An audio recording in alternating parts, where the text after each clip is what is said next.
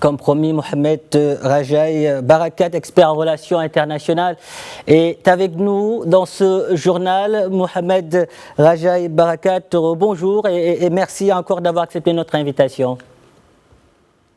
Merci à vous. Alors, il y a quelques instants, nous parlions de ce cessez-le-feu entre Israël et le Hezbollah. Vous êtes revenu sur les termes et les conditions de cet accord. Parlez-nous maintenant un peu plus du Hezbollah. Que reste-t-il du mouvement pro-iranien après 2 mois de guerre ouverte avec Israël? En fait, le Hezbollah, c'est un mouvement libanais, mouvement chiite libanais. Et malgré le fait que l'armée israélienne a assassiné beaucoup de dirigeants de Hezbollah, et malgré le fait que l'armée israélienne a assassiné beaucoup de membres de Hezbollah, mais quand même c'est un mouvement politique populaire aussi, et donc à mon avis il va se reconstituer rapidement, et il est en train de se reconstituer parce qu'on a bien vu qu'il continue de lancer, donc les militaires de Hezbollah continuent à lancer des missiles et continuent à essayer de repousser l'armée israélienne qui s'introduit dans le sud du Liban, et aussi malgré le fait que l'armée israélienne est en train de bombarder et a bombardé et détruit des dizaines de milliers de bâtiments dans le sud et dans les villages du sud, et aussi à Beyrouth, au sud de Beyrouth.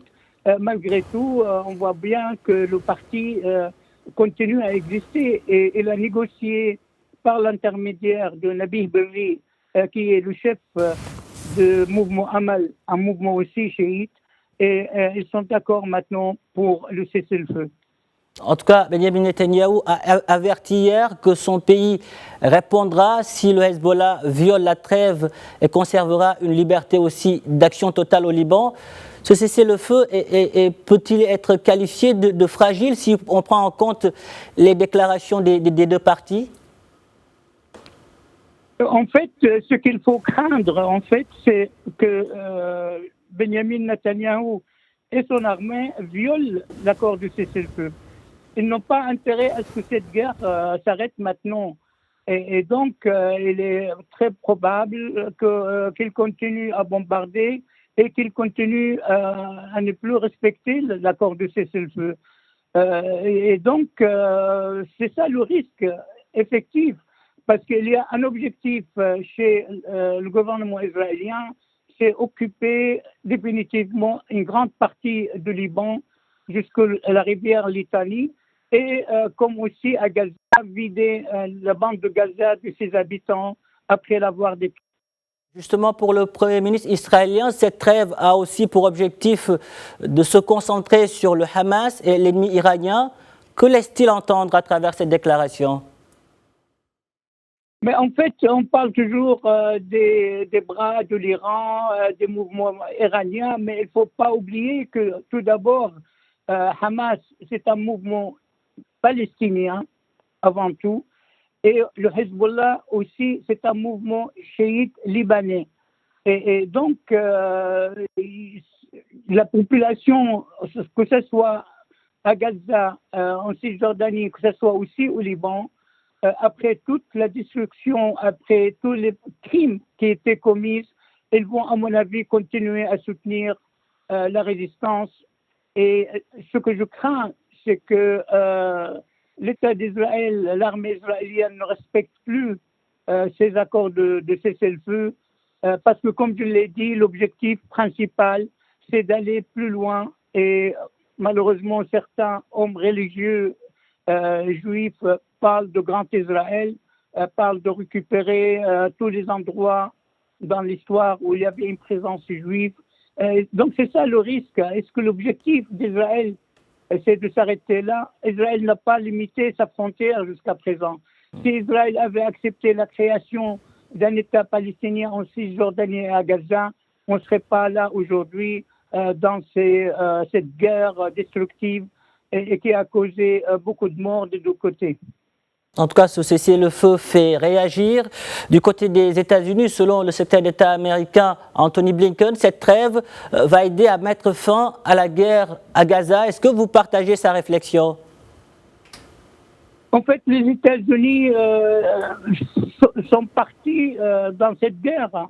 Israël, sans les États-Unis, ne peut pas continuer à bombarder, ne peut pas continuer à anéantir, à détruire, que ce soit à Gaza ou au Liban.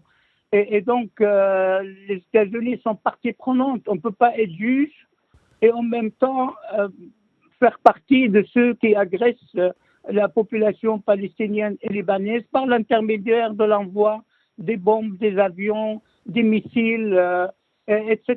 Donc, moi, je ne crois pas que les États-Unis et aussi la France en partie sont sincères dans leur déclaration pour trouver la paix dans la région.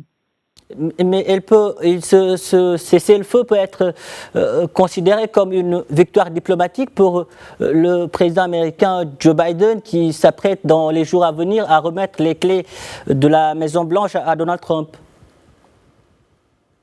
Mais bien sûr, en fait, les États-Unis, avec l'administration actuelle de président Biden, essayent, comme ils ont essayé depuis le début de la guerre, que ce soit à Gaza ou au Liban aussi, ils font semblant de négocier.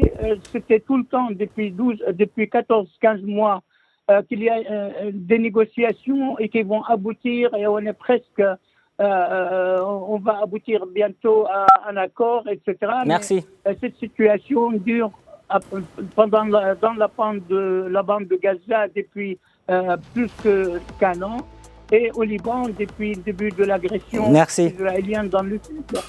Mohamed Rajaï Barakat, merci pour. Je ne fais pas confiance. Merci en tout cas pour toutes ces précisions, Mohamed Rajaï Barakat. Merci d'avoir répondu à nos questions.